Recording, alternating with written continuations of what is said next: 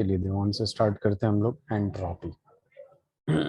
ठीक है, सबसे पहले डिफाइन करेंगे इसे और देखेंगे एंट्रोपी होता क्या। बहुत ही आसान है एंट्रोपी, जिसको हम लोग एस से डिनोट करते हैं। किससे डिनोट करते हैं? एस से। देखिए एंट्रोपी बेसिकली होता क्या है? Degree of randomness. ठीक है, जितना ज्यादा डिसऑर्डरनेस होगा या रैंडमनेस होगा पार्टिकल में, इधर उधर मूव करेगा, उतना ज्यादा एंट्रोपी होगा। ठीक है, तो एक कॉमन सा क्वेश्चन है, सॉलिड लिक्विड गैस में सबसे ज्यादा डिसऑर्डरनेस किस स्टेट में होगा? सॉलिड में, लिक्विड में या गैस में? सॉरी सर, सुन नहीं पाया था। मैं कह रहा हूँ कि एंट्रोपी जो होता है वो होता है डिग्री ऑफ रैंडमनेस या फिर डिग्री ऑफ डिसऑर्डरनेस। ठीक है, तो डिसऑर्डरनेस सबसे ज्यादा किस में होगा? गैस में सॉलिड होगा। में, लिक्विड में, गैस में? गैस में होगा। तो सबसे ज्यादा एंट्रोपी किसका होगा? गैस में, गैस का। ठीक है, तो यहाँ पे हम लोग लिख सकते हैं, इसको डिफाइन कर लेते हैं सबसे पहले। The thermodynamic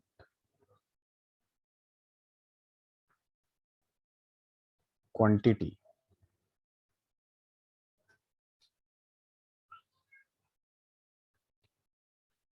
which is used to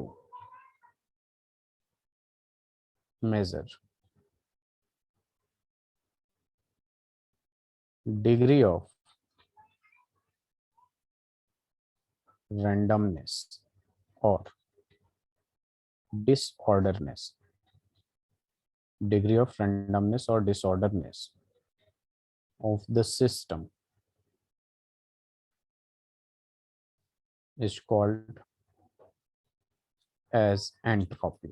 उसे क्या कहते हैं हम लोग? एंट्रोपी कहते हैं। ठीक है, तो ये पॉइंट बहुत इंपॉर्टेंट है। जितना ज़्यादा डिग्री ऑफ रेंडमनेस होगा या जितना ज़्यादा डिग्री ऑफ डिसऑर्डरनेस होगा, उतना ज़्यादा एंट्रोपी होगा।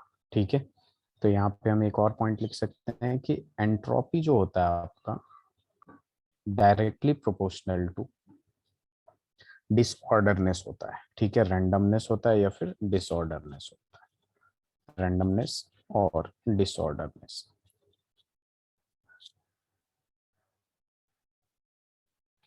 Is that clear? Yes sir.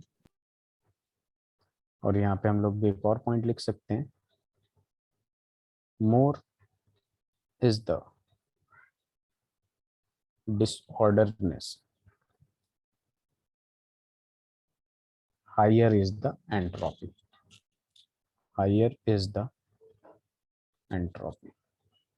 जितना ज्यादा डिसऑर्डरनेस होगा उतना ही ज्यादा एंट्रोपी होगा। ठीक है, तो ये पहला डेफिनेशन हो गया इसका। एक और दूसरा डेफिनेशन लिखेंगे जिससे एक मैथमेटिकल फॉर्मूला आएगा।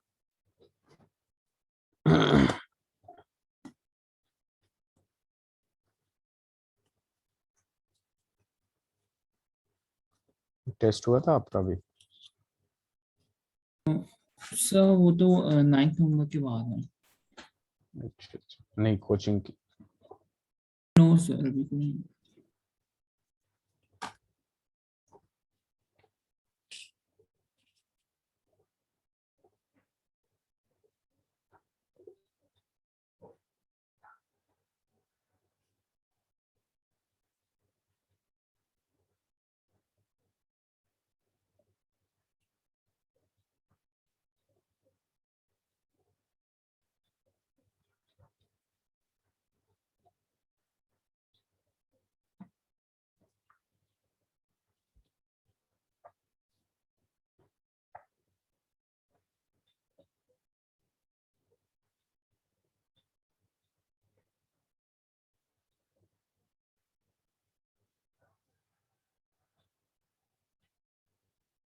सर आपने एंट्रोपी प्रोपोर्शनल टू। रेंडमनेस या फिर disorderness. Arushi, am I Audible?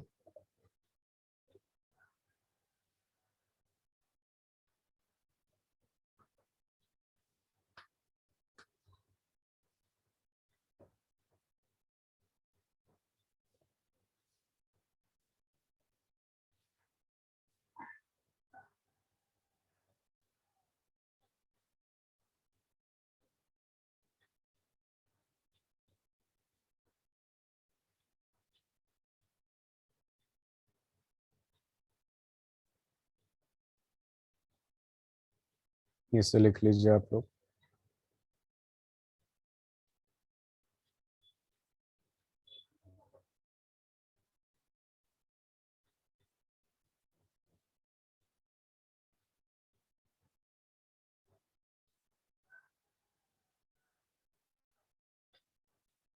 Devansh हो गया। Yes sir. आरुषि। तो देखिए एंट्रोपी क्या होता है बेसिकली, जिसमें जितना ज्यादा डिसऑर्डरनेस होगा, रैंडमनेस होगा, उतना ज्यादा एंट्रोपी होगा। और डिसऑर्डरनेस और रैंडमनेस का मतलब पार्टिकल जितना दूर दूर होंगे, ठीक है, उतना ही ज्यादा डिसऑर्डरनेस होगा और उतना ज्यादा रैंडमनेस होगा। तो इस हिसाब से अगर सॉलिड, लिक्विड और गैस की बात करें हम लोग, तो सबसे ज्यादा एंट्रोपी इसका होगा, फिर इसका होगा, फिर इसका होगा, क्योंकि इसमें पार्टिकल दूर दूर होंगे तो रैंडमनेस और डिसऑर्डरनेस ज्यादा होगा, फिर इसका होगा, फिर इसका होगा। Is that clear? फिर entropy directly proportional to randomness और डिसऑर्डरनेस, और जितना ज्यादा डिसऑर्डरनेस होगा उतना ज्यादा एंट्रोपी होगी। स्लाइड चेंज करूं देवांश? Yes sir. अब इसका दूसरा डेफिनेशन कर लेते हैं, जिससे हमें एक मैथमेटिकल फॉर्मूला मिल जाएगा। तो ऐसे लिख सकते हैं, the ratio of heat absorbed, the ratio of heat absorbed by the system in isothermal reversible manner, in isothermal reversible manner, to the temperature at which heat is absorbed, at which heat is absorbed is equals to the change in entropy. हमेशा हम लोग change in entropy ही निकालते हैं, जैसे कि change in internal energy, change in enthalpy, because we can not find absolute value of enthalpy, internal energy and entropy. इस वजह से हम लोग क्या करते हैं, चेंज निकालते हैं, तो उसी के बराबर होता है। इसलिए यहाँ पे चेंज इन एंट्रोपी के बराबर क्या होता है, ratio of heat absorb to the temperature at which heat is absorb.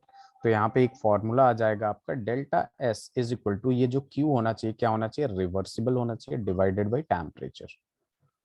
ठीक है, तो यहाँ पे एक ये आ जाएगा आपका एक फॉर्मूला। ठीक है, और यहाँ पे लिख सकते हैं where Q reversible equals to heat absorb by the system, heat absorbed by the system in a reversible manner, in a reversible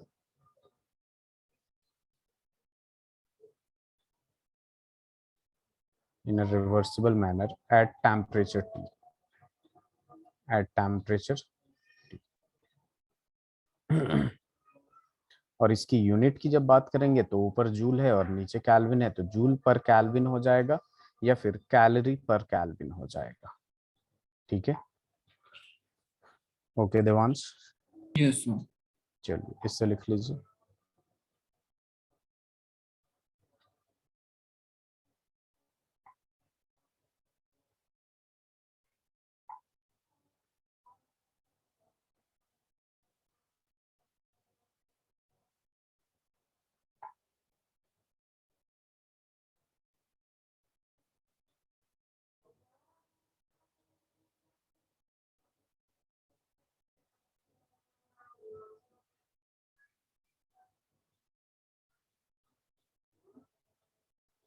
तो आपने जूल पर केल्विन के बाद मतलब कैलोरीज पर केल्विन। यस यस, जो यूनिट आप ये ऐसा यूनिट हो जाएगा। और जूल जो होता है यूनिट ऑफ एनर्जी है, कैलोरी भी तो यूनिट ऑफ एनर्जी है ना।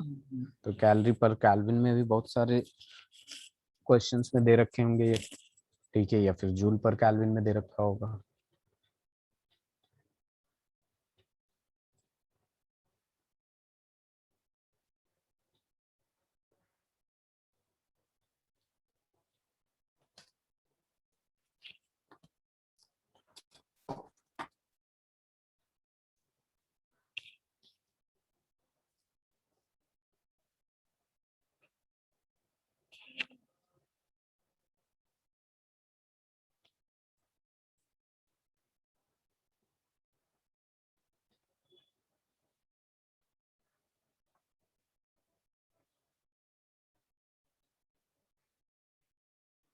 Done sir.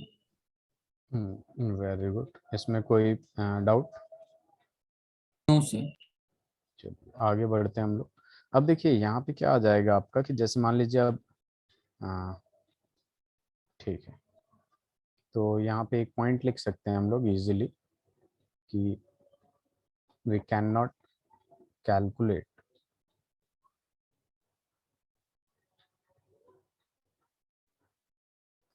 या फिर लिख सकते हैं absolute value of entropy of the system can't be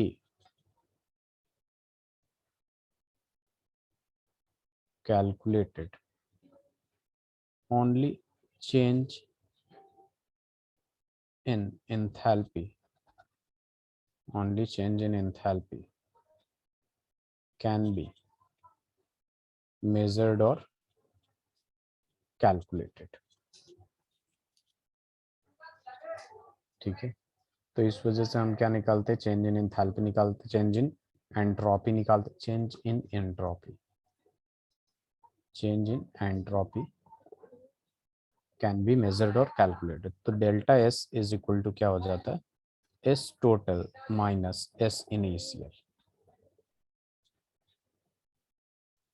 ठीक है, ये तो हमें पता है कि अगर मान लीजिए एस टोटल, सॉरी सॉरी, ये फाइनल होगा, S final minus S initial. तो अगर आपका एस फाइनल ग्रेटर हो गया एस इनिशियल से, तो आपका डेल्टा एस पॉजिटिव आ जाएगा, ये तो मैथ्स है, ये ज़्यादा होगा तो पॉजिटिव आ गया। और इफ एस फाइनल जो है वो लेस देन एस इनिशियल आ जाएगा, तो ये क्या हो जाएगा आपका डेल्टा एस नेगेटिव। नेगेटिव हो जाएगा, सिंपल सी बात। ठीक है, कुछ और पॉइंट लिख लीजिएगा कि एंट्रोपी जो होता है बेसिकली एक्सटेंसिव प्रॉपर्टी होता है और एक स्टेट फंक्शन होता है। तो यहाँ लिख सकते हैं entropy is an extensive and extensive property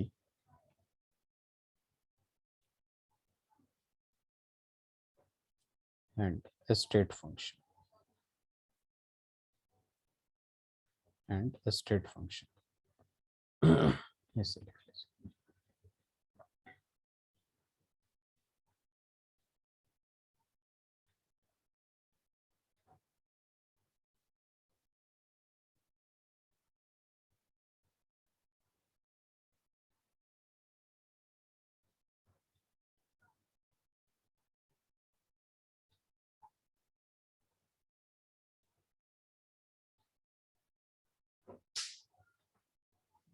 हो जाए तो बताइएगा। Okay sir. डन। कौन सा कर रहा हूँ? ओके।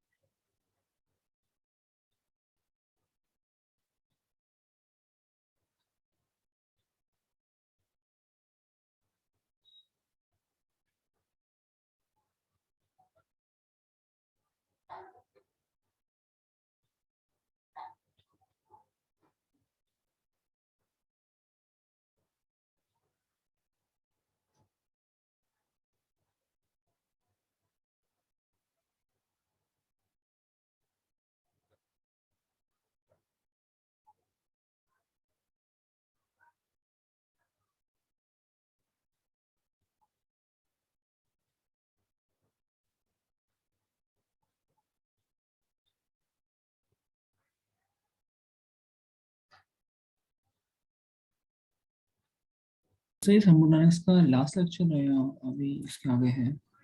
बस लास्ट लेक्चर समझ लीजिए, जरा सा बचेगा, अगर बचना भी होगा तो। Okay almost sir. कंप्लीट हो गया। लिख लिया आपने? नोट्स में लिखूंगा।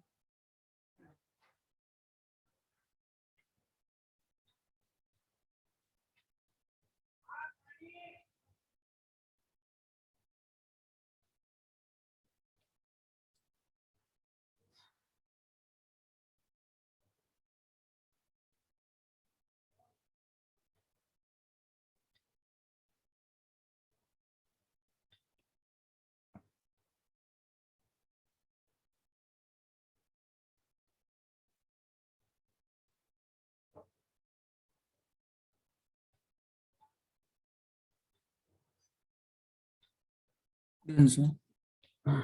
चलिए अब देखिए रिएक्शन के लिए एंथैल्पी कैसे कैलकुलेट करते हैं, तो यहाँ पे एक पॉइंट लिख लीजिएगा, for chemical reaction, for chemical reaction आपका जो एंथैल्पी होगा, चेंज इन एंथैल्पी, ठीक है, सॉरी एंट्रोपी, ठीक है, फॉर चेंज इन एंट्रोपी, ठीक है, in system is equal to sigma change in entropy of product minus product में जितना भी होगा उन सब का सम कर देंगे upon minus sigma and change in entropy of reactant.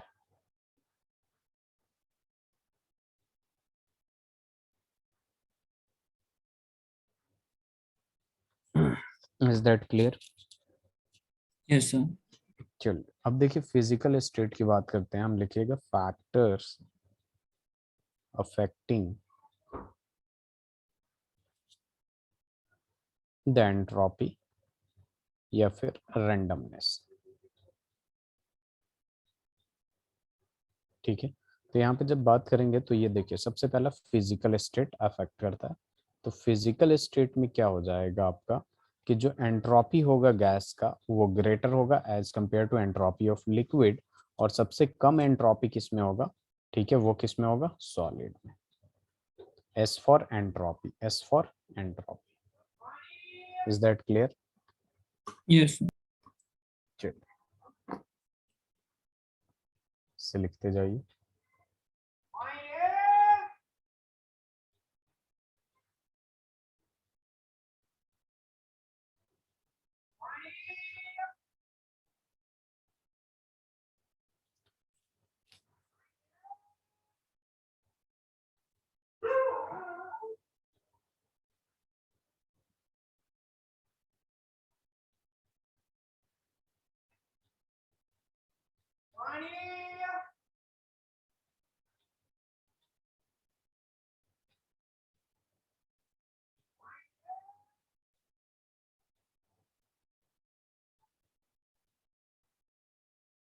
Sir sir physical state. जी फिजिकल स्टेट अगर मान लीजिए कोई भी कंपाउंड हो, कुछ भी हो, सिर्फ फिजिकल स्टेट ही करता है मतलब और नहीं भी? और भी है, ठीक है, ये लिख लिया आपने।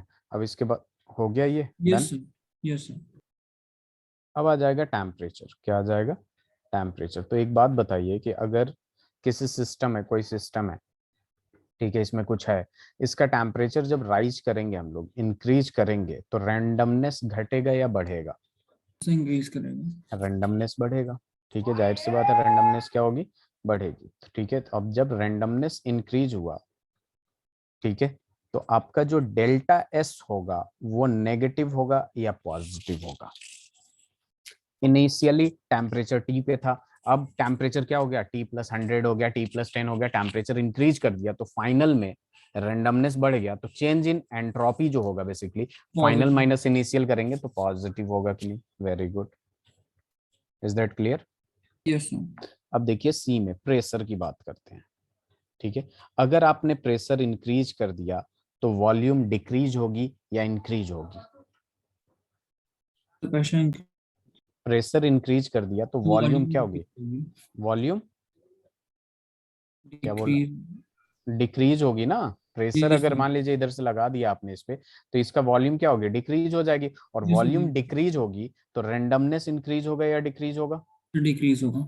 रेंडमनेस डिक्रीज होगा, और रेंडमनेस जब डिक्रीज होगी आपकी, ठीक है, तो डेल्टा आपका जो रेंडमनेस डिक्रीज होगी तो यहाँ एस क्या होगा, एंट्रोपी मतलब डिक्रीज हो रही है, यहाँ पे एंट्रोपी इंक्रीज हो रही थी, तो यहाँ डेल्टा एस क्या हो जाएगा, नेगेटिव हो नेगेटिव। जाएगा कि नहीं। Arushi am I audible to you? चलिए ये समझ में आया।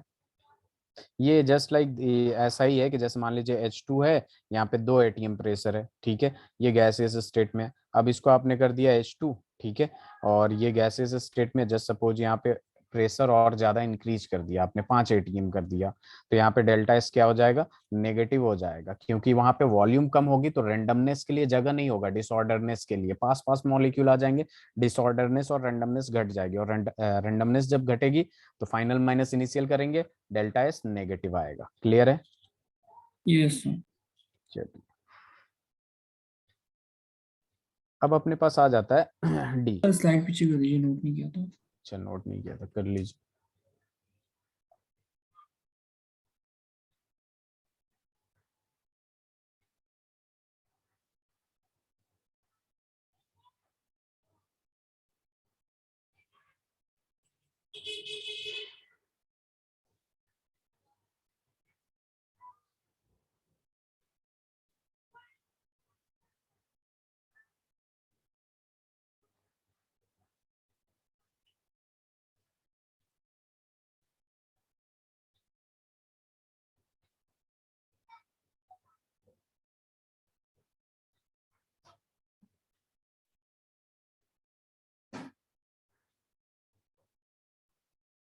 Done sir.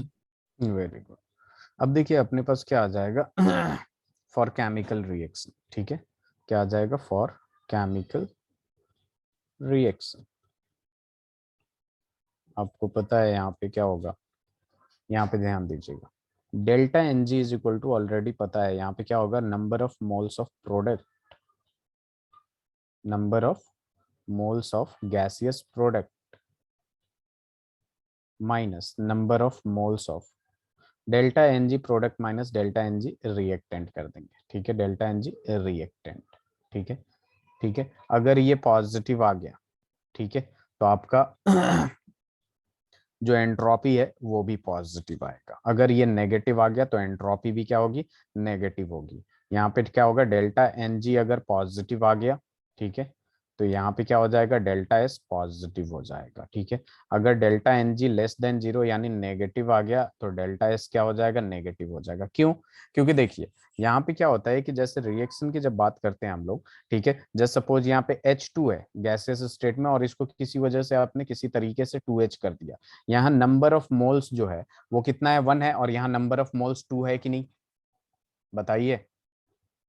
Yes sir. तो यहाँ पे जब डेल्टा एन जी निकालेंगे आप, तो यहाँ पे नंबर ऑफ मोल्स 2 और यहाँ पे number of moles 1 is equal to 1 which is positive, ठीक है। तो यहाँ पे खुद ही देखिए, यहाँ 1 मोल ऑफ H2 रेंडमनेस था, ठीक है, रेंडमनेस में था, ठीक है, डिसऑर्डरनेस दिखा रहा था, और यहाँ 2 कर रहे हैं तो ज्यादा किधर होगा, इधर होगा कि नहीं, यस सर। और इधर जब होगा तो डेल्टा एन जी पॉजिटिव आ गया तो डेल्टा एस क्या हो जाएगा, पॉजिटिव हो जाएगा कि नहीं, क्योंकि इधर डिसऑर्डरनेस ज्यादा है राइट हैंड साइड पे, ठीक है, यस। फाइनल, तो ये क्या हो जाएगा, पॉजिटिव हो जाएगा। क्लियर। Yes sir. अब जस्ट सपोज आपके पास क्या है कि यहाँ पे दे दिया, इसे लिख लीजिए, पहले इधर देख लीजिए, ठीक है, जस्ट सपोज आपको दे दिया N2 गैसियस स्टेट में प्लस 3H2 गैसियस स्टेट में, ये दे दिया आपको 2NH3 गैसियस स्टेट में, 2NH3 गैसियस स्टेट में।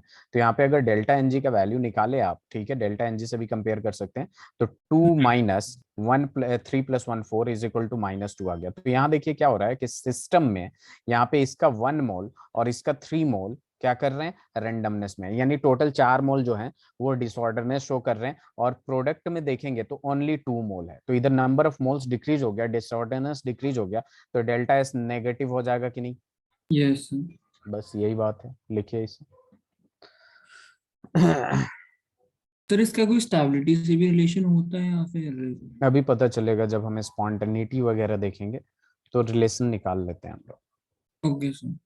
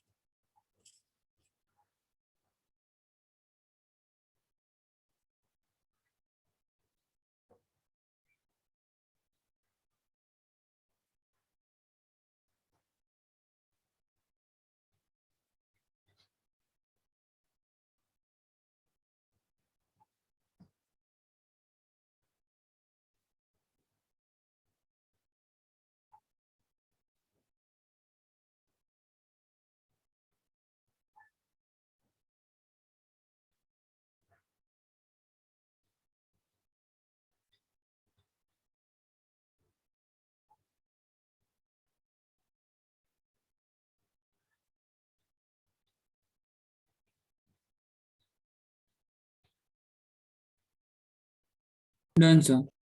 चलिए स्लाइड चेंज करते हैं, तो यहाँ पे एक सीधे सीधे लिख देंगे condition of gas, condition of gas, ठीक है। और यहाँ पे लिख सकते हैं हम लोग, देखिए यहाँ पे जरा देखिए, अगर नंबर ऑफ मोल्स इंक्रीज करेगा तो जाहिर सी बात है ये डेल्टा एस पॉजिटिव हो जाएगा, ठीक है। टेम्परेचर इंक्रीज करेगा तो भी आपका डेल्टा एस क्या हो जाएगा, पॉजिटिव हो जाएगा। लेकिन अगर प्रेशर इंक्रीज कर दिया आपने तो वॉल्यूम डिक्रीज होगा, जिसकी वजह से डेल्टा एस क्या हो जाएगा, लेस देन जीरो। या फिर वॉल्यूम इंक्रीज कर दिया आपने, अगर वॉल्यूम इंक्रीज कर रहे हैं तो डेल्टा एस पॉजिटिव होगा कि नहीं। ये बात समझ में आई देवांश? Yes sir. ये समझ में आया, नंबर ऑफ मोल्स इंक्रीज हो रहा है, टेम्परेचर इंक्रीज हो रहा है, प्रेशर इंक्रीज हो रहा है, वॉल्यूम इंक्रीज हो रहा है, इसमें delta S positive, delta S positive, delta S less than zero यानी नेगेटिव, और ये पॉजिटिव कैसे आया? Yes sir. अब इधर भी देख लीजिए, उसके बाद लिखेगा मिक्सचर ऑफ, मिक्सचर फॉर्मेशन, ठीक है। जस्ट सपोज गैस गैस को मिक्स किया हमने, ठीक है, और सॉलिड सॉलिड वगैरह को मिक्स किया, तो हमारा डेल्टा एस पॉजिटिव या नेगेटिव। तो जब भी हम गैस प्लस गैस करेंगे तो जाहिर सी बात है नंबर ऑफ मोल्स क्या होगा, इंक्रीज करेगा। लिक्विड प्लस लिक्विड करेंगे तो यहाँ भी क्या होगा, नंबर ऑफ मोल्स इंक्रीज होगा। गैस प्लस लिक्विड करेंगे यहाँ पे भी नंबर ऑफ मोल्स इंक्रीज होगा। लेकिन अगर सॉलिड प्लस सॉलिड करेंगे यहाँ पे भी क्या होगा, नंबर ऑफ मोल्स इंक्रीज होगा। इन शॉर्ट जो डेल्टा एस होगा ग्रेटर देन जीरो होगा, क्योंकि नंबर ऑफ मोल्स क्या हो रहे हैं, इंक्रीज हो रहे हैं, तो एंट्रोपी इंक्रीज होगा। एंट्रोपी इंक्रीज होगा तो चेंज इन एंट्रोपी क्या होगा, ग्रेटर देन जीरो होगा, ठीक है। ओके। Yes sir.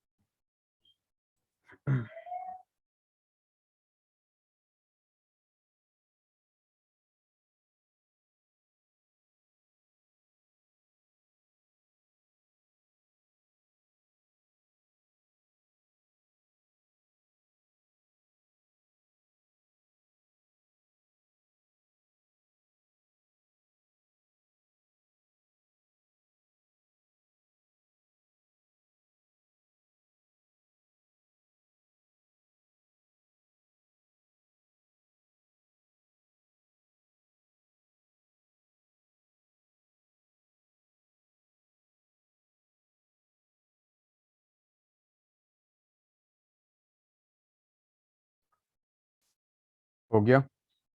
जी सर।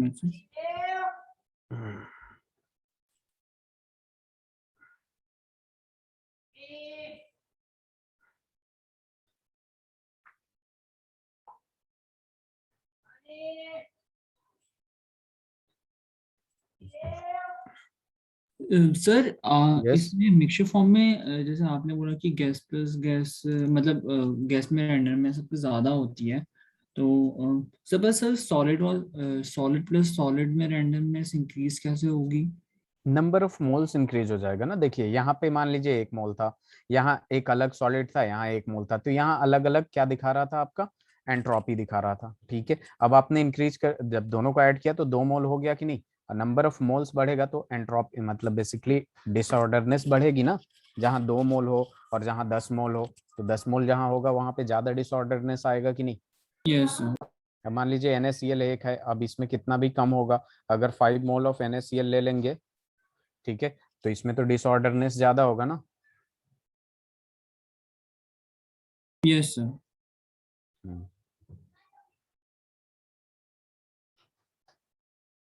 लिख लिया आपने यस सर। आरुषि? चलिए स्लाइड चेंज कर रहा हूँ। अब देखिए अपने पास यहाँ पे आएगा right the sign of delta S,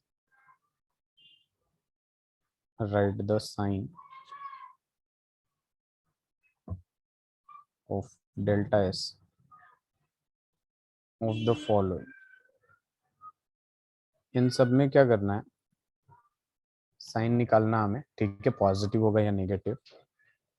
CaCO3 solid में will give CO calcium oxide solid में plus CO2 gases state. B जो होगा आपके पास N2 गैसेस स्टेट में प्लस 3H2 गैसेस स्टेट में will give 2NH3 gases state में। C अपने पास दे दिया, PCl5 गैसेस स्टेट में will give PCl3 gases state में प्लस Cl2 गैसेस स्टेट में, और डी जो है आ जाएगा अपने पास कार्बन सॉलिड स्टेट में plus half O2 gases state में will give CO gases state.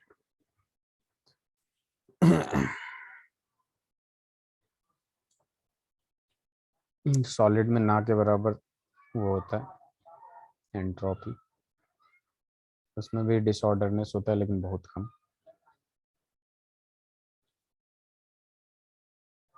जैसे फर्स्ट वाले में ऑक्साइड सॉलिड में है, और मतलब इन दोनों के मोल ऐड अप हो जाएंगे या फिर? नहीं, यहाँ पे देखिए क्या होगा कि अगर सॉलिड में यहाँ भी है यहाँ भी है, ठीक है, तो एक तरीके से देखेंगे जहाँ इतना यहाँ पे आ गया, यहाँ पे क्या है, जितना डिसऑर्डरनेस यहाँ होगा उतना ही यहाँ होगा, क्योंकि यस। इसका भी 1 मोल है, इसका भी 1 मोल है। लेकिन प्रोडक्ट साइड में एक गैसियस स्टेट में हो गया जिसका एंट्रोपी बहुत ज्यादा होगा, तो फाइनल जो होगा वो इंक्रीज कर गया कि नहीं। नंबर ऑफ मोल से भी देख सकते हैं और स्टेट से भी देख सकते हैं, तो फाइनल यहाँ पे इंक्रीज कर गया, तो डेल्टा एस पॉजिटिव होगा कि नहीं। यस। हाँ, ऐसे करना है।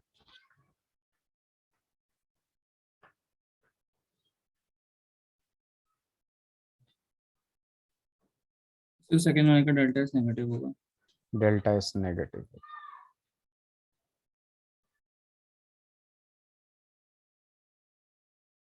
थर्ड वाले का पॉजिटिव होगा। थर्ड थर्ड वाले का पॉजिटिव। पॉजिटिव हो जाएगा, क्यों होगा, क्योंकि इसका 1 मोल 1 मोल 2 मोल हो गया, इधर 1 मोल था, ठीक है। इधर वाला, इधर देखिए ये क्या हो जाएगा, ये गैसियस स्टेट में है टोटल के टोटल, यहाँ पे half mole of gaseous state है, यहाँ 1 मोल ऑफ गैसियस स्टेट है। सॉलिड में तो है, सॉलिड में ना के बराबर हो जाएगा एंट्रोपी, तो ये भी डेल्टा एस क्या हो जाएगा, पॉजिटिव हो जाएगा कि नहीं। तो कैसे? यहाँ पे देखिए, यहाँ पे क्या है, ये टोटल मोल्स नहीं, देखिए ये सॉलिड की जब बात कर रहे हैं हम लोग, तो सॉलिड में एकदम ही कम होता है कि नहीं, यस सर। बहुत कम होता है, ठीक है, यस। तो बहुत कम हुआ। अब देखिए यहाँ पे गैस में यहाँ हाफ मोल है, ठीक है, और यहाँ पे कार्बन का देखेंगे तो यहाँ 1 मोल है, तो यहाँ जितना एंट्रोपी होगा उसका डबल होगा यहाँ पे। यस। अब मान लीजिए यहाँ पे हाफ एंट्रोपी है और ये सॉलिड में है, तो इसका 0 पॉइंट समथिंग होगा, आधे से तो कम ही होगा ना, इस हाफ से तो कम ही होगा कि नहीं देवांश। Yes sir. तो इसका हाफ से भी कम होगा, और हाफ का डबल हो रहा है, ये तो 1 मोल है, ठीक है, मतलब ये डबल मोल मतलब 1 मोल है, तो इसका तो ये जितना ये हाफ O2 का होगा, जितना हाफ O2 का एंट्रोपी होगा उसका डबल इसका एंट्रोपी होगा कि नहीं, इस बात को मानते हैं। Yes sir. और चूंकि ये सॉलिड में है तो इसका बहुत कम एंट्रोपी होगा, तो हाफ और प्लस समथिंग करिएगा, बहुत कम, तो इसके तो बराबर नहीं आएगा ना, ये तो ज्यादा ही रहेगा, यस सर। तो इसलिए डेल्टा एस इसका क्या हो जाएगा, positive. Is that clear. Yes sir. चलिए लिख लिया आपने। जैसे मैं सर।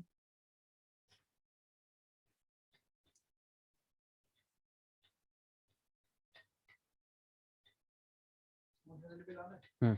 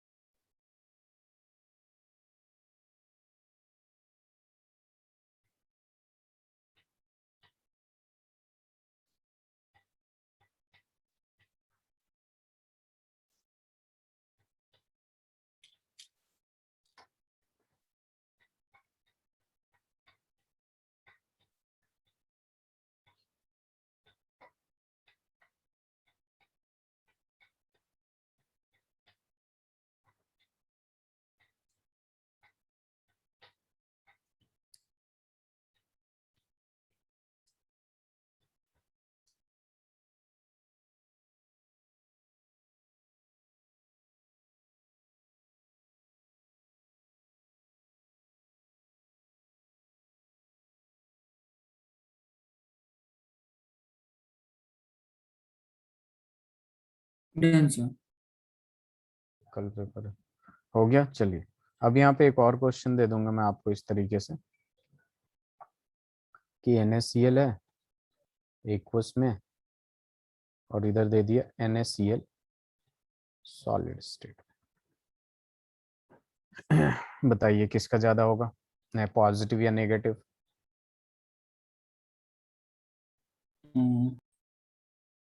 तो सॉलिड वाले में नेग्लिजिबल होगा तो नेगेटिव में होगा। डेल्टा एस क्या हो जाएगा, नेगेटिव। नेगेटिव हो जाएगा। ठीक है, क्लियर है नेगेटिव क्यों हुआ, क्योंकि सॉलिड में यस एक्वस में है तो इसमें तो ज्यादा होगा। ठीक है, rusting of iron, rusting of iron हो गया। 7 दे दिया मैंने। प्रेसिपिटेशन, इसमें पॉजिटिव होगा या नेगेटिव। ठीक है। 8 पॉलीमराइजेशन, इसमें पॉजिटिव होगा या नेगेटिव।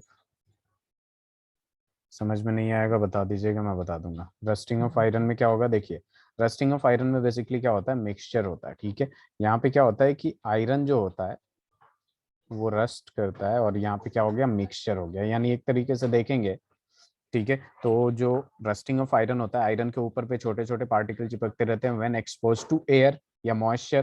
तो वहां पे क्या होता है, पार्टिकल्स के नंबर बढ़ जाते हैं, जिसकी वजह से डेल्टा एस जो होता है ग्रेटर देन 0 होता है। Is that clear. Yes sir. ठीक है, अब प्रेसिपिटेशन में देखिए, प्रेसिपिटेशन का मतलब क्या होता है, ए जी यहाँ पे प्लस में है एक्वस में, और यहाँ पे क्या है सी एल एक्वस में है। और प्रेसिपिटेट का मतलब क्या हो जाता है, सॉलिड स्टेट सेमी सॉलिड में आके एग्जिस्ट करे। तो ये ए जी सी एल किस में हो जाएगा, सॉलिड स्टेट में हो जाएगा कि नहीं। प्रेसिपिटेट तो ऐसे ही होता है ना, पीपीटी यस सर। देवांश। तो ये क्या हो जाएगा, सॉलिड स्टेट में हो गया, पहले एक्वस में था 2-2 मोल, और ये 1 मोल हो गया ऊपर से सॉलिड में। तो डेल्टा एस इसका क्या हो जाएगा, नेगेटिव हो जाएगा कि नहीं। Yes sir. अब ये पॉलीमराइजेशन क्या होता है, जैसे दो चीजें होती हैं उसका रिपीट कर देता है। जस्ट सपोज अपने पास पॉलीमराइजेशन का मतलब क्या होता है, अगर मैं यहाँ पे लिखूं BH3, ठीक है, क्या लिखूं BH3। ठीक है, तो बेसिकली जब BH3 का 2 मोल लेते हैं हम लोग, तो ये क्या कर लेता है, खुद को पॉलीमराइज करके B2H6 बना लेता है। क्या बना लेता है, B2H6। ठीक है, अब ये B2H6 कैसे बना, ठीक है, एक्चुअल में जितने भी मोल्स होते हैं, ठीक है, उनका एक सिंगल मोल बना लेता है। जैसे मान लीजिए Na है, ए का N मोल है, और ये पॉलीमराइज करके क्या कर लेगा, 1 मोल बना लेगा, और इस तरफ से रिपीट होता रहेगा। ठीक है, तो इसको कहते हैं हम लोग पॉलीमराइजेशन, जो कि ऑर्गेनिक में पढ़ना हम लोग को बहुत अच्छे से। तो यहाँ पे देखिए, इसका 2 मोल था, इसका 1 मोल हो गया, तो डेल्टा एस क्या हो जाएगा, लेस देन 0 हो जाएगा कि नहीं। यहाँ पे N मोल था, यहाँ पे 1 मोल हो गया, यहाँ पे भी डेल्टा एस क्या हो जाएगा, 0, लेस देन 0। तो जब भी पॉलीमर होता है, ठीक है, मतलब 2-4 मोल को अकेला मोल मतलब कन्वर्ट कर लेता है एक में ही, उसको पॉलीमर कहते हैं। तो साफ साफ दिख रहा है 2 से 1 जा रहा है, तो डेल्टा एस लेस देन 0। ठीक है, ये क्लियर है कि नहीं, ये बताइए। सर एक बार समझाते नहीं है। देखिए यहाँ पे होता गया है, जैसे जस्ट सपोज अपने पास Na मोल है, ठीक है, NAB mole, suppose A B एक कंपाउंड है, इसका N मोल लिया हमने। ठीक है, N मोल लिया मतलब क्या, ए बी बहुत सारा ए बी होगा कि नहीं, यस सर। बताइए। ठीक है, अब ये क्या करेगा ना कि सीधे सीधे ए बी एन टाइप कर देगा, एन टाइम्स। यानी ये क्या हो जाएगा, ए बी, ठीक है, एन टाइम्स, यानी ये रिपीट होता रहेगा ए बी एक में ही, यानी ये एक सिंगल कंपाउंड बन जाएगा। तो जब ओके सर। सिंगल कंपाउंड बनेगा तो 1 मोल का ही हो गया। और ये यस एन सर। ए बी का मतलब क्या है, ए बी एन टाइम्स, ठीक है, मतलब N mole of A B है। यहाँ पे सिंगल यहाँ पे क्या है, single mole of A B. ठीक है, और ये इसका मतलब होता है N mole of A B. Clear है। यस तो सर। इस वजह से नंबर ऑफ मोल्स डिक्रीज हो जा रहा है, मोल्स यहाँ से डिसाइड करते हैं ना, यहाँ पे तो 1 ही दिख रहा है और यहाँ पे N। तो यहाँ पे डेल्टा एस जो होगा बेसिकली वो क्या हो जाएगा, लेस देन 0। इससे लिख लीजिए।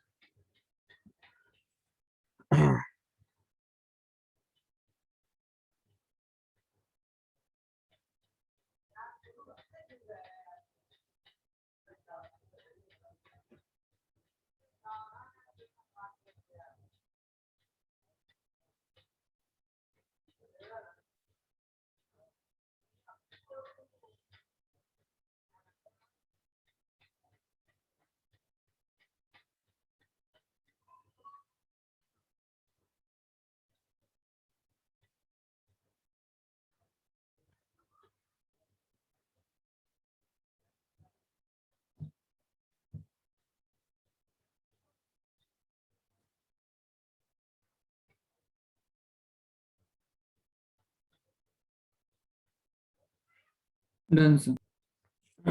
चलिए, अब यहाँ पे कुछ टर्म्स आएंगे, उनको ध्यान में रखना हमें। ठीक है, जैसे टॉपिक डाल लेंगे हम लोग, entropy change, during phase transition, entropy change during phase transition. सबसे पहला आ जाएगा अपने पास entropy of fusion. Entropy of fusion, इसको रिप्रेजेंट कर देंगे हम लोग डेल्टा एस और डेल्टा एफ एस या फिर delta S fuse, delta S F. ठीक है। तो देखिए एंट्रोपी ऑफ फ्यूजन, ठीक है, तो इसको डिफाइन हम लोग इस तरीके से कर सकते हैं कि द एंट्रोपी, जितना चेंज हो फेज ट्रांजिशन में, ठीक है, और फ्यूजन हुआ है तो जाहिर सी बात है सॉलिड से लिक्विड में जाएगा, तो लिखेंगे सॉलिड से लिक्विड जाने में जितना फेज चेंज इन एंट्रोपी आया उसे कहेंगे हम एंट्रोपी चेंज ऑफ फ्यूजन। ठीक है, तो यहाँ लिख सकते हैं the entropy change when 1 mole solid changes into liquid at its melting point, at its melting point temperature, उसको हम लोग क्या कहेंगे एंट्रोपी ऑफ फ्यूजन। ठीक है। सॉलिड से लिक्विड में जाता है तो यहाँ पे एक फॉर्मूला लगा देंगे डेल्टा एस एफ, ये रिप्रेजेंट करता है change in entropy of fusion. ठीक है, delta S F is equal to आ जाएगा डेल्टा एच फ्यूजन अपॉन में टी, जिस टेम्परेचर पे किया है, और डेल्टा एच क्या है एंथैल्पी ऑफ फ्यूजन है, और डेल्टा एस एफ क्या है एंट्रोपी ऑफ फ्यूजन है। इससे लिख लीजिए।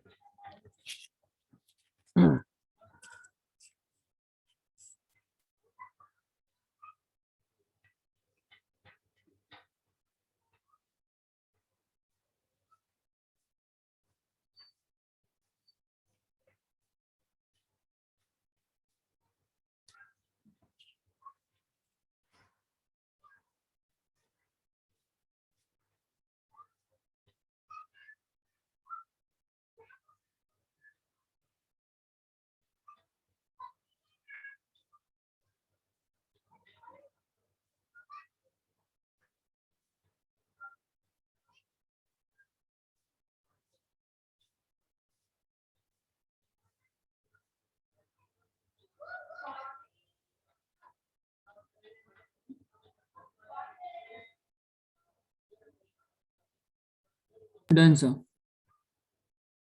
वेरी गुड, अरुषि हो गया। चलिए आगे बढ़ते हैं। Yes sir. Very good very good, बहुत देर बाद आवाज आया, बहुत दिनों बाद। एंट्रोपी, आप लोगों का नेटवर्क वीक है क्या वहाँ पे? ये तो सर सही चल रहा है। ओके, अब देखिए एंट्रोपी ऑफ वेपोराइजेशन की बात करते हैं। तो एंट्रोपी ऑफ वेपोराइजेशन क्या होता है, वही वेपोराइजेशन के ड्यूरिंग, ठीक है, जो चेंज इन एंट्रोपी आए। ठीक है, तो इसे कैसे लिखेंगे डेल्टा एस वेपोराइजेशन लिख दीजिए, बस हो गया। ठीक है, अब इसका डिफाइन भी इसी तरीके से कर देंगे जैसे पिछला वाला किया था हमने, the entropy change when 1 mole liquid, when 1 mole liquid changes into vapor at its boiling point, at its boiling point temperature। ठीक है, तो ये बेसिकली हमने क्या किया, वेपोराइज किया, तो लिक्विड से वेपर में जाएगा, और डेल्टा एस वेपोराइजेशन जो होगा वही आ जाएगा आपका delta H enthalpy of vaporisation divided by जिस टेम्परेचर पे किया हमने, बस।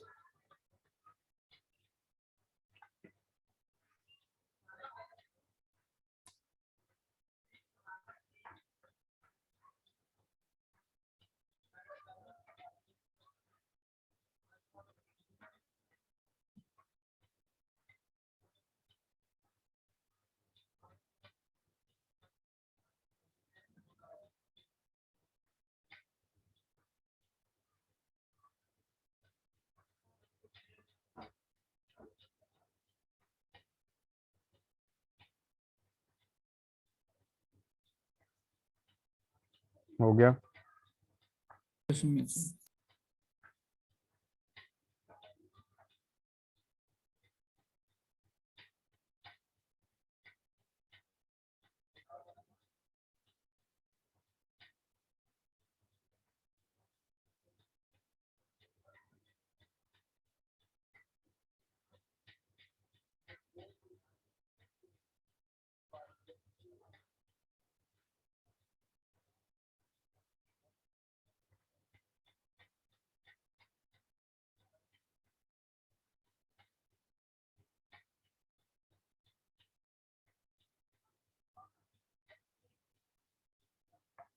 फिर आ जाएगा आपका एंथैल्पी ऑफ सब्लिमेशन, जो सॉलिड से डायरेक्ट वेपर में जाएगा। Done sir. यहाँ ऋषि आपका भी हो गया। चलिए अब अपने पास क्या आ जाता है, enthalpy of sublimation. Next class में हम लोग मोस्ट प्रोबेबली केमिकल इक्विलिब्रियम शुरू करेंगे, डेल्टा एस सब्लिमेशन। ठीक है, तो यहाँ पे भी वही वाला डेफिनेशन आ जाएगा, the entropy change when 1 mole solid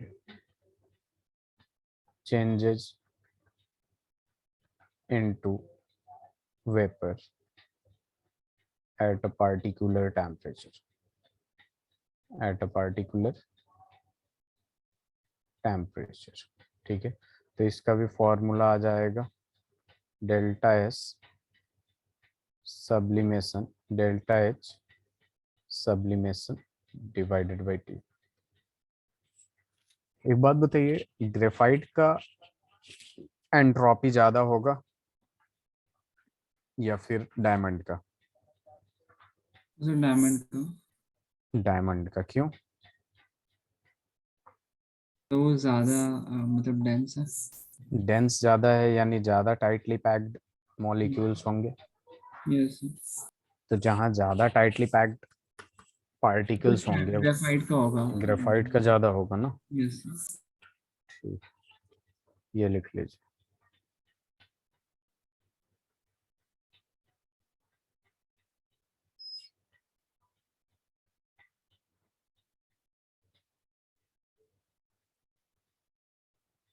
पीछे सब एंट्रोपीज थे, ये एंथैल्पी है। ये एंथैल देखिए यहाँ पे क्या कह रहा है कि एंट्रोपी चेंज, ठीक है, जब हम क्या करेंगे, सॉलिड से वेपर में जाएंगे तो एंट्रोपी चेंज होगा, इतना तो पता है। Yes sir. अब ये एंट्रोपी कैसे चेंज होगा, जब इसको हीट देंगे, हीट एनर्जी देंगे, यानी इंथैल्पी देंगे, इंथैल्पी चेंज करते हैं तभी तो आपका क्या चेंज होता है, स्टेट चेंज होता है। Yes sir. तो इस वजह से यहाँ पे एक फॉर्मूला लिखवाया था, delta S is equal to Q reversible upon T. तो ये क्यू क्या है, हीट है, और हीट मतलब क्या, इंथैल्पी तो है। Yes sir. Hmm,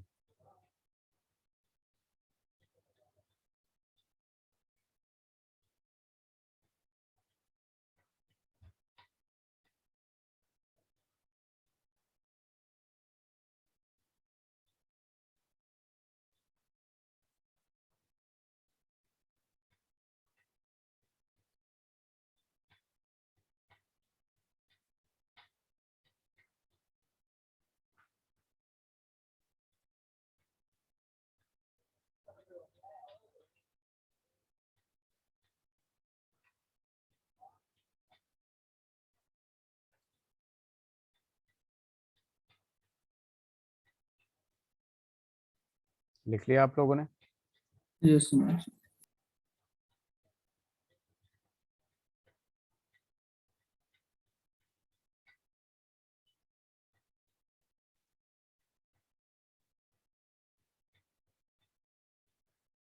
done sir.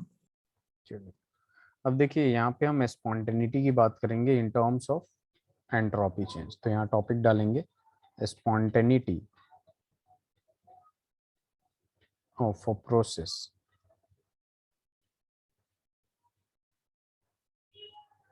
in terms of total entropy change,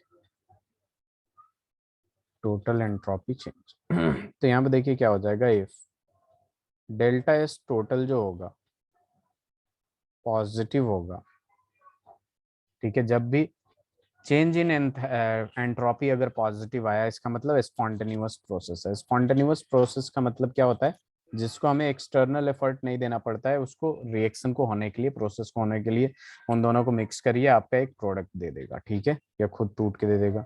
if delta S total negative होगा तो नॉन स्पॉन्टेनियस होगा, दैट मीन्स आपको एक्सटर्नल फोर्सेस देना पड़ेगा, ठीक है, एक्सटर्नल फैक्टर देना पड़ेगा, टेम्परेचर, प्रेशर वगैरह।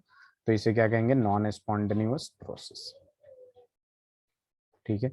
उसके बाद आ जाएगा if delta S total equals to 0, then आपका आ जाएगा प्रोसेस जो होगा इक्विलिब्रियम पे होगा, process is at equilibrium.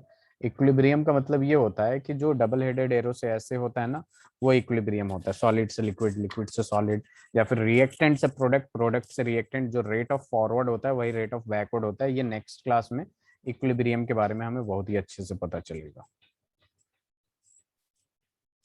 Spontaneity का मतलब क्या होता है? स्पॉन्टेनिटी का मतलब ये होता है, जैसे सपोज अगर आपने आयरन को यहाँ पे रख दिया, ठीक है, इस पे मॉइस्चर लगा, ठीक है, तो ये क्या हो गया, रस्टिंग ऑफ आयरन हो गया।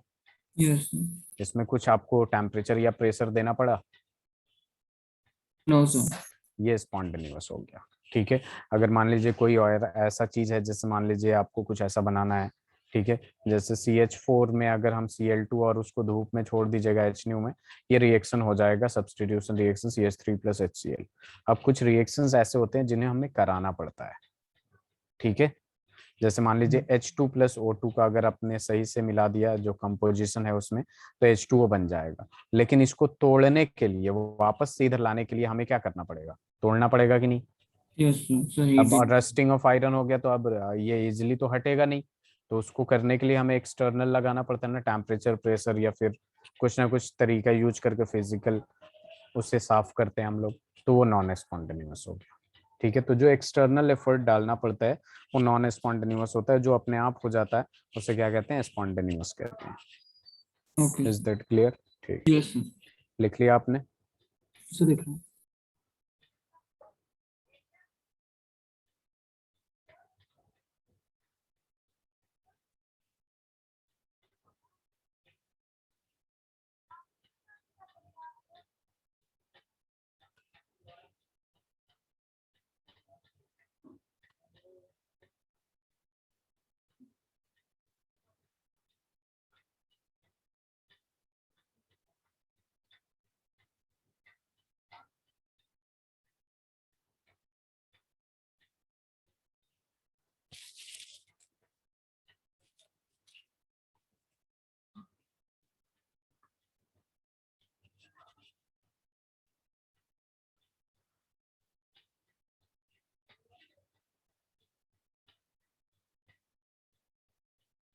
Done sir. चलिए स्लाइड चेंज करूं। यस। अब कुछ क्वेश्चंस करते हैं, फिर गिब्स एनर्जी पढ़ेंगे, ठीक है। तो देखिए सवाल कुछ ऐसा है कि the enthalpy change for transition of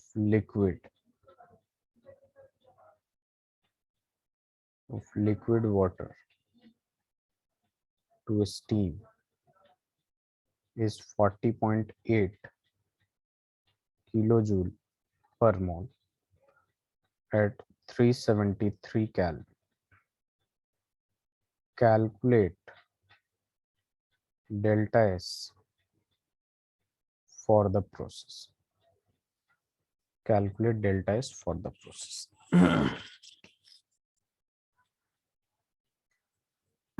बहुत आसान है।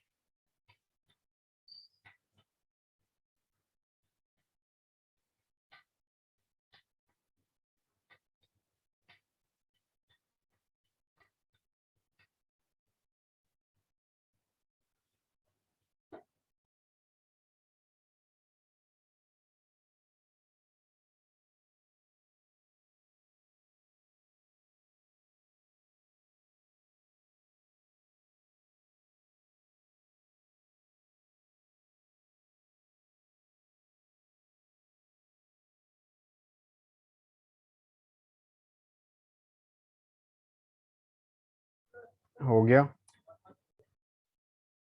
373 अपॉन 40.8 होगा। कितना बताया आपने? जैसे मैं आरुषि आपका?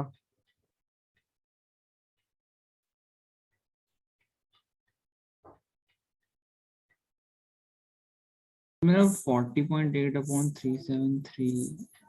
बस ये किस में है? किलो जूल में है। यस। ठीक है, तो वो भी सही है, लेकिन आपका आंसर जो आएगा वो किस में आ जाएगा? किलो जूल में आएगा। ठीक है, तो delta S is equal to क्या दे रखा है? 40.8 किलो जूल पर मोल दे रखा है। यस। तो या तो आप इसको जूल में कन्वर्ट करना चाहें तो जूल में कन्वर्ट करने के लिए 1000 से मल्टीप्लाई कर देंगे और ये जूल पर कैल्विन पर मोल हो जाएगा। और टेम्परेचर तो दे ही रखा है कितना? 373 कैल्विन। तो डेल्टा एस का वैल्यू कितना आ जाएगा? 40.8 इंटू 10,000 डिवाइडेड बाई 373। तो यहाँ पे जो आंसर आएगा बेसिकली वो आएगा जूल पर कैल्विन में। किस में आएगा? जूल पर कैल्विन में आएगा। आएगा ना? पर यस। कैल्विन पर मोल हो जाएगा। ठीक है, जूल पर कैल्विन पर मोल। ठीक है, और अगर किलो जूल में करना है तो किलो जूल में भी कर सकते हैं। बिल्कुल सही। ओके। यस।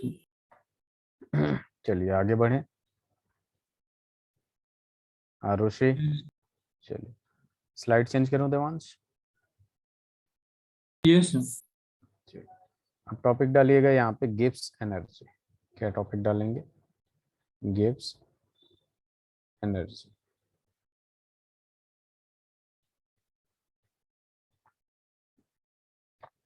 गिब्स एनर्जी को बेसिकली हम लोग जी से रिप्रेजेंट करते हैं। किससे रिप्रेजेंट करते हैं? जी से। अब देखिए जी, ये जो होता है गिब्स एनर्जी, ठीक है, तो इसको कैसे डिफाइन करते हैं? डिफाइन कर लेते हैं। It is defined at constant temperature and pressure to predict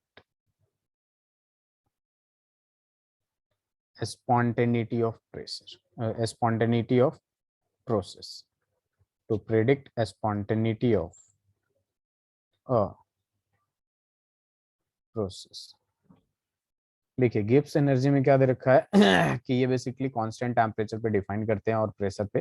ठीक है, ताकि हम लोगों को देखते ही पता चले, डेल्टा जी अगर निकाल ले तो पता चल जाए कि ये स्पॉन्टेनियस है या नहीं है। ठीक है, इस बात को समझ में आया? Yes.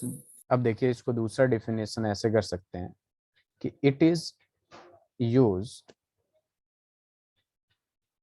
To measure the capacity of system to do useful work। मतलब ये वो वाला क्वांटिटी होता है, वो एनर्जी होता है जिससे हम कुछ यूजफुल काम कर लेते हैं सिस्टम में, उसे कहते हैं गिब्स एनर्जी। ठीक है, तो according to this definition H is equal to होगा G प्लस टी एस। क्या होगा? H is equal to G plus T S.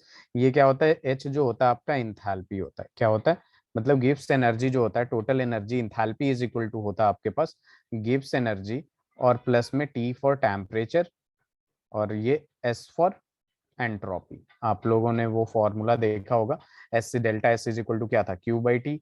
तो यहाँ पे क्यू इज इक्वल टू क्या हो गया? S into T. तो बेसिकली ये भी एनर्जी है, हीट एनर्जी, ये गिब्स एनर्जी और ये इंथैल्पी। तो इंथैल्पी इज इक्वल टू क्या आ जाएगा? Gibbs energy into temperature into entropy. और यहाँ पे हमें पता है कि एब्सोल्यूट वैल्यू किस सकते हैं, तो डेल्टा एच क्या आ जाएगा? एक मिनट, सबसे पहले गिब्स फ्री एनर्जी को हम निकाल रहे हैं, तो G इज इक्वल टू क्या हो जाएगा? H minus T S. और हमें पता है एब्सोल्यूट वैल्यू नहीं निकाल सकते, तो हम क्या करेंगे? चेंज निकालेंगे, delta H. G is equal to delta H minus T delta S. Is that clear? Yes.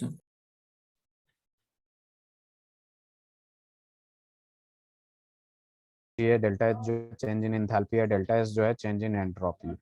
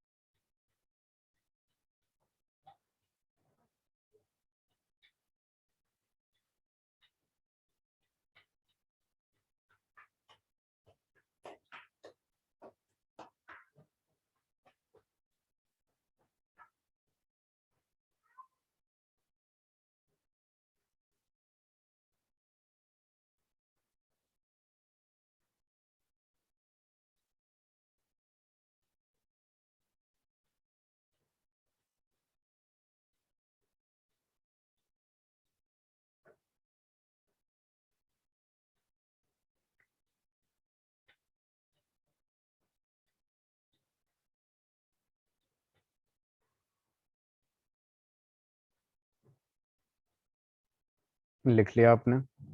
ऐसे में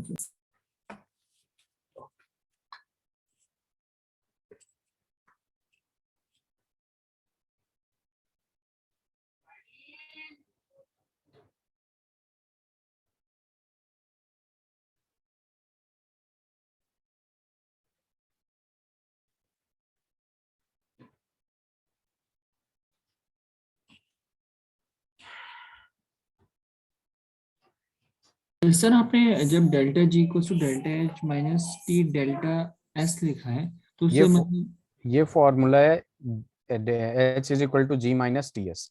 तो जी इज इक्वल टू, इसको यहीं छोड़ दिया, इधर लाऊंगा तो माइनस में G is equal to H minus T S हो जाएगा।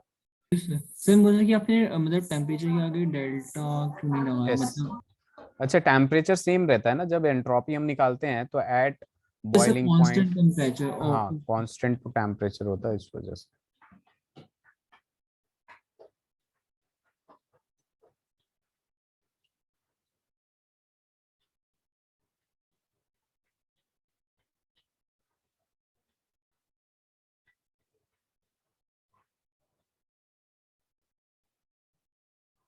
सर चलो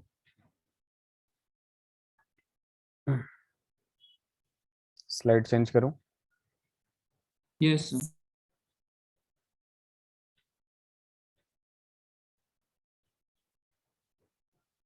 तो यहाँ पे आप लोग लिख लेंगे ना, डेल्टा जी जो था बेसिकली वो क्या था, चेंज इन, ये लिखा आपने?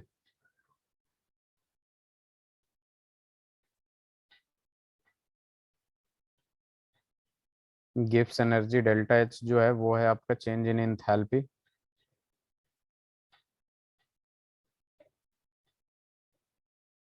और डेल्टा एस जो है वो है आपका चेंज इन एंट्रोपी।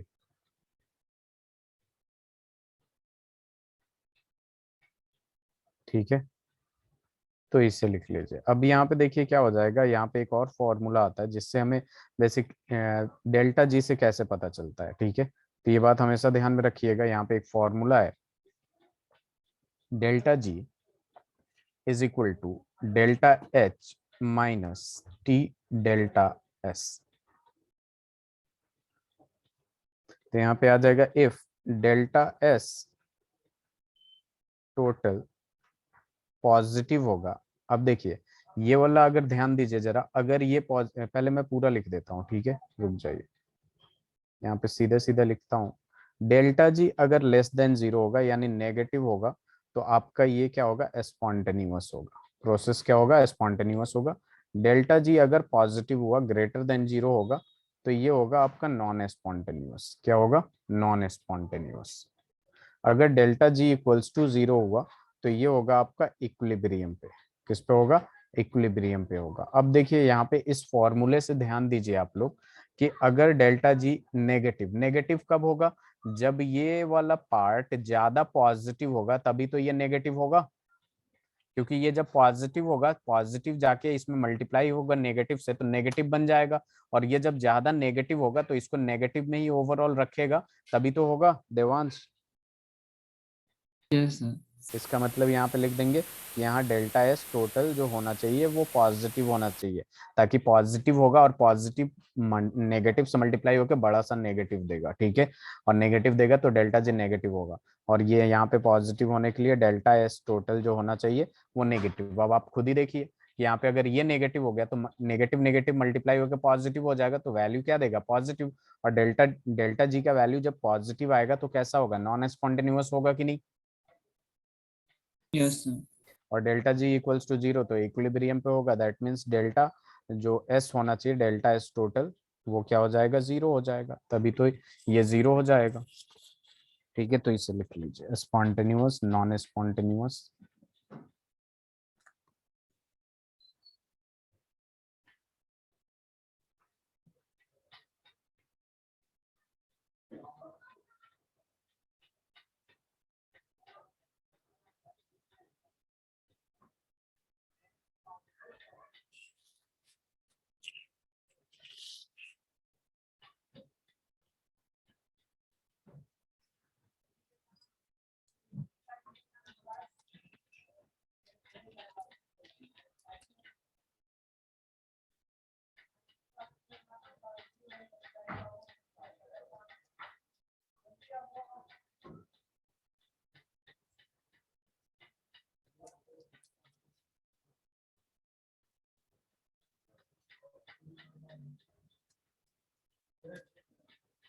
हो गया।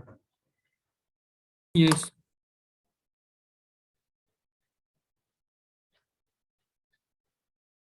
चेंज करो स्लाइड। Yes sir. चलिए अब देखिए यहाँ पे अपने पास क्या आ जाएगा, यहाँ पे आ जाएगा एक नया टॉपिक, रिलेशनशिप बिटवीन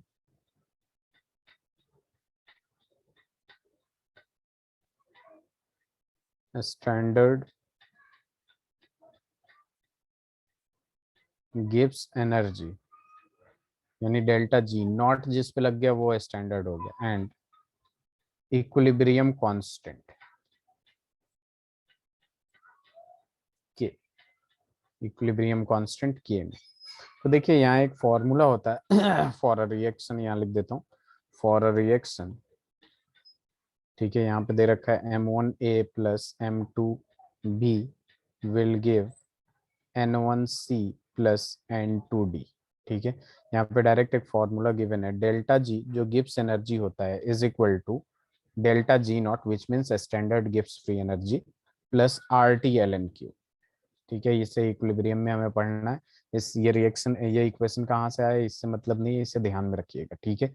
अब देखिए यहाँ पे क्या होगा, एट इक्विलिब्रियम पे, इक्विलिब्रियम पे हमें पता है कि जो डेल्टा जी का वैल्यू होता है वो 0 होता है, पिछले स्लाइड में लिखा था। तो यहाँ पे इस वैल्यू को इसमें जब पुट करेंगे हम लोग बेसिकली, तो ये क्या होगा, 0 is equal to delta G not plus में आ जाएगा RT ln Q, ठीक है। RT ln Q, ये जो Q है ना, रिएक्शन कोसेंट कहते हैं इसको, क्या कहते हैं, रिएक्शन कोसेंट, ठीक है। ये सारी चीजें जब इक्विलिब्रियम हम कंप्लीट करेंगे स्टार्टिंग में ही पता चलेगा आप लोगों को, ठीक है। अब यहाँ पे क्या आ जाएगा, delta G not is equal to -RT, और Q को मैंने क्या रिप्लेस कर दिया, K लिख दिया, तो RT ln K हो गया, ठीक है। और ln को log में चेंज कर देंगे, तो जब भी log में चेंज करते हैं तो 2.303 से मल्टीप्लाई होता है RT ln, सॉरी log में चेंज हो गया, log टू द बेस 10 और K, ठीक है। तो ये क्यों रिएक्शन कोसेंट वगैरह आपको उसी टाइम के N2। लिए, ये फॉर्मूला डायरेक्ट आया आपके पास, ठीक है। Delta G is equal to delta G not plus RT ln Q, ln का मतलब क्या होता है, log to the base E, ठीक है। अब हमें अगर log टू द बेस 10 में चेंज करना होता है, ठीक है, ये क्या होता है ln which is log E, ठीक है। अब इस बेस को चेंज करना होता है, E is equal to 2 point something होता है, इसको 10 बनाना होता है, नॉर्मल लॉग बनाना होता है, तो हम क्या करते हैं, इसमें 2.303 से मल्टीप्लाई करते हैं, ठीक है। तो ये लॉग में चेंज हो गया। और के जो होता है ये इक्विलिब्रियम कांस्टेंट होता है, ये इक्विलिब्रियम कांस्टेंट के बारे में डिटेल्स में हमें नेक्स्ट चैप्टर में पढ़ना है। फिलहाल इस फॉर्मूले को याद रखिएगा आप लोग, ओके। Yes sir. चलिए इससे लिखिए,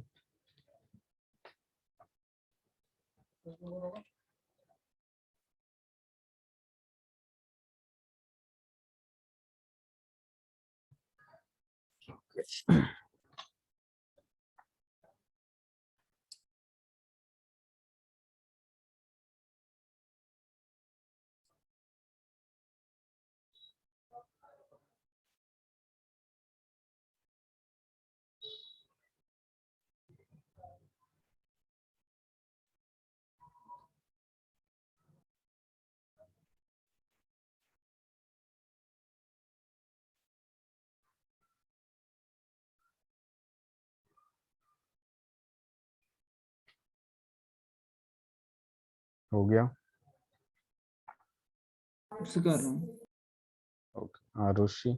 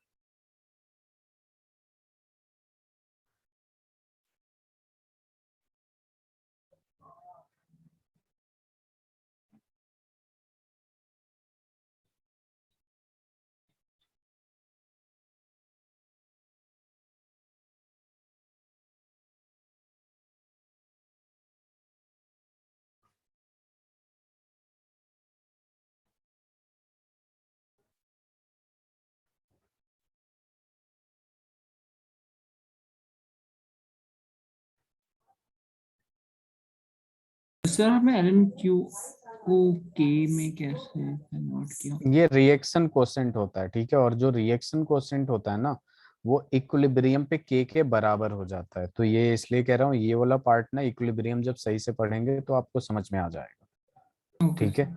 हाँ, इसे बस याद दिला दीजिएगा कि ये मतलब वहां पे भी पता चल जाएगा जब नाम आएगा रिएक्शन कोसेंट का। तो इक्विलिब्रियम पे रिएक्शन कोसेंट जो होता है वो इक्विलिब्रियम कांस्टेंट के बराबर हो जाता है। अब ये इक्विलिब्रियम क्या है, जहाँ पे rate of forward reaction is equal to rate of backward reaction होता है, वो होता है आपका इक्विलिब्रियम। ये सारा next chemical equilibrium next chapter में पढ़ना है। स्लाइड चेंज करूं। यस। अब देखिए यहाँ पे अपने पास आ गया delta G not is equal to -2.303 NRT नहीं RT log to the base 10 और के यहाँ आ गया, ठीक है। अब हमने क्या किया, यहाँ पे log के 10 लिखना जरूरी नहीं होता, इज इक्वल टू ऐसे लिख सकता हूँ delta G not upon R T, ठीक है, लिख सकता हूँ कि नहीं। यस। और 1 मिनट रुक जाइए।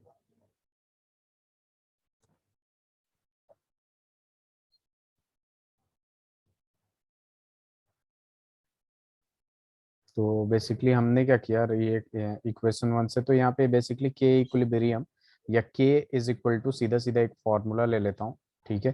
के इज इक्वल टू ई का पावर, जितना भी इधर सारी चीजें हैं वो सारे के सारे पावर में चले जाएंगे, और ये delta G not upon R T हो जाएगा। तो ये एक फॉर्मूला लिख लीजिएगा।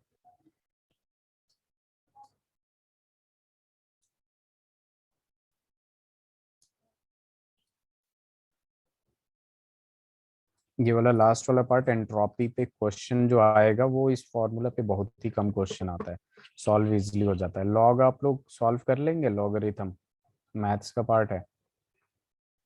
सर अभी पढ़ाया नहीं। अच्छा, तो खुद से थोड़ा पढ़िएगा क्योंकि आयनिक इक्विलिब्रियम में बहुत सारा लॉग आएगा। नेक्स्ट चैप्टर अपना इक्विलिब्रियम होगा, और इक्विलिब्रियम अपना दो पार्ट में होता है, एक केमिकल इक्विलिब्रियम जो कि बहुत इजी है, और एक आता है आयनिक इक्विलिब्रियम जिसमें एसिड बेसिस वगैरह की बात करते हैं, काफी अच्छा है।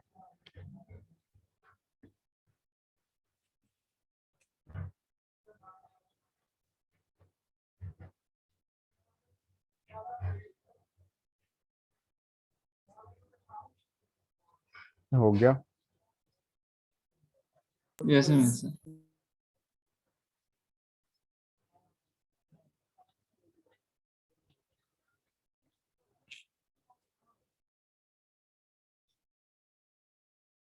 Done sir. चलिए फिर नेक्स्ट क्लास में कंटिन्यू करेंगे देवांश, ठीक है। बाकी डाउट हो तो आप सर से बोल के क्लास एक ले लीजिएगा, ठीक है। Okay sir.